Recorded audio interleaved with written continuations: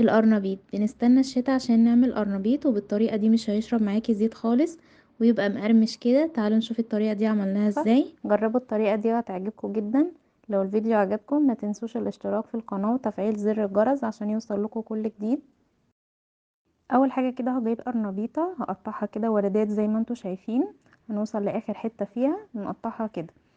هجيب بقى مية بتغلي هنزل فيها بنص معلقة صغيرة من الملح والكمون، وهبتدي ان انا انزل بالقرنبيط. ما غسلتوش ولا اي حاجة، انا هنا هسلقه الاول وبعد كده اغسله. يا دوب بس 5 دقايق في المية المغلية دي وهنطلعه، مش هنكتر عن كده عشان ما يتهريش معانا.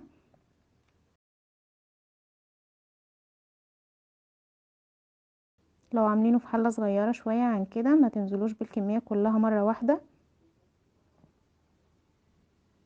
هنا كده اول ما المية ابتدت تغلي هنطلع واحدة كده نشوفها كده استوت ولا لأ. دي بعد 5 دقايق، ما كترتش عن كده، كان تمام معايا. هنطلع الكمية كلها بقى في مصفى ونشطفها كده. اول ما نطلعها من المية اللي بتغلي هنشطفها تحت الحنفية ونسيبها في المصفى دي تتصفى خالص من اي مية فيها عقبال ما نعمل التتبيلة. هنا بقى التتبيلة، جبت بولة هنزل ب3 بيضات عليهم نص كوباية من اللبن، وممكن نستبدل اللبن بمية مفيش مشكلة. عندي هنا بقى التوابل، نص معلقة صغيرة من البيكنج باودر والكزبرة والكركم والملح والفلفل. هنقلب المكونات دي كويس جدا مع بعض. بعد كده هننزل بمعلقة كبيرة كده من الفلفل الاحمر المفروم والثوم، وهنا نزلت بالكزبرة. لو حابين تحطوا اي نوع خضرة تانية مفيش مشكلة، بس انا بحبها بالكزبرة بس. هنزل كده بنص كوباية من الدقيق، عليها ربع كوباية من النشا،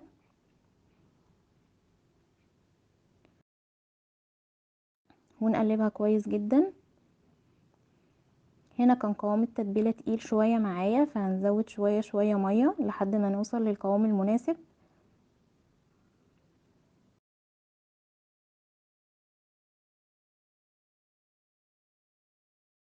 ونقلب كويس جدا. عايزة القوام بتاعها ولا تقيل قوي ولا خفيف قوي، يكون مناسب كده. كده القوام تمام معايا. هنبتدي بقى ان احنا نجيب القرنبيط بعد ما تصفى كويس جدا مفيهوش اي مية. ننزل كده بقطعة القرنبيط في التتبيلة دي. كل ما نيجي كده نحط قطعة قرنبيط نقلبها كويس جدا الخلطة عشان بيكون الدقيق مترسب تحت. نقلبها كده من كل الجهات في التتبيلة، وننزل بقى في زيت سخن. نعمل الكمية كلها بنفس الطريقة.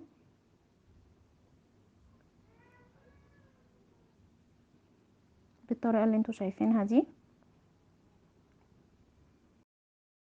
هنسيبه بقى لحد ما ياخد لون ذهبي كده، ونقلبه على جميع الجهات لحد ما ياخد نفس اللون الذهبي الحلو ده ونطلعه. وبعدين حركة مهمة جدا، اول ما نطلع القرنبيط نصفي الزيت بتاعنا كويس ونبتدي نقلي تاني. الحركة دي مهمة جدا عشان ما يكونش فيه اي رواسب تخلي القرنبيط الجديد اللي هنقليه يتحرق مننا. هقلي الكمية كلها. ولو عايزين كمان تقطعوا جنبه بطاطس ممكن تقشروا بطاطس سمكها تخين شوية وتسلقوها نص سلقة وتنزلوها في التتبيلة دي وتقلوها وتقدموها جنب القرنبيط، بتبقى حلوة جدا وهتعجبكم. وهنا ده شكل القرنبيط بعد ما خلص، كان حلو قوي.